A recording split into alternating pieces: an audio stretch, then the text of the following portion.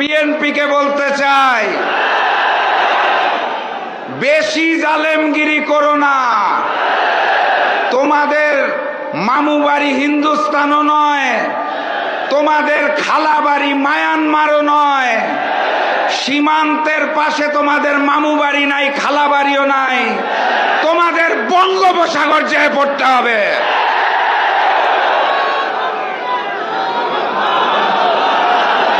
আপনারা জানেন দেশনেত্রী বেগম খালেদা জিয়া এই মুহূর্তে অসুস্থ।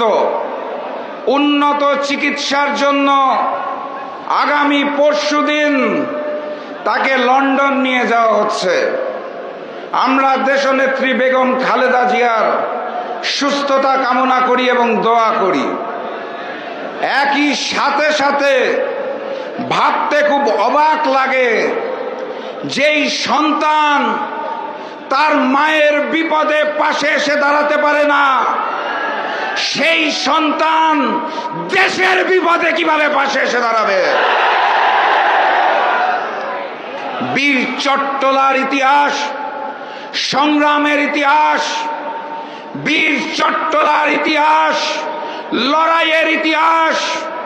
আমি বিশ্বাস করি এই বীর চট্টলাবাসী আগামীতে বাংলাদেশে নতুন কোনো ফ্যাসিস্টকে আসতে দেবে না ইনশাআল্লাহ। সংগ্রামী সাথী এবং বন্ধুগণ, জাতীয় নির্বাচনের আর 64 দিন বাকি আছে। ফেব্রুয়ারি মাসের 8 তারিখ জাতীয় নির্বাচন হবে। সেই 64 দিন পর জাতীয় নির্বাচনে গণভোটে হাঁকে জয়যুক্ত করতে হবে এবং 8 দলের যেই প্রার্থী আসবে, যেই প্রতীক নিয়ে আসবে, তাকে জয়যুক্ত করতে হবে। গণভোটে হাঁ বলো, 8 দলের প্রতীকে সিল মারো। গণভোটে হাঁ বলো, 8 দলের প্রতীকে সিল মারো। এই 64 দিন কাঁধে কাঁধ মিলিয়ে লড়াই করতে হবে। অনেক ষড়যন্ত্র আসবে, ভেঙে পড়লে চলবে না।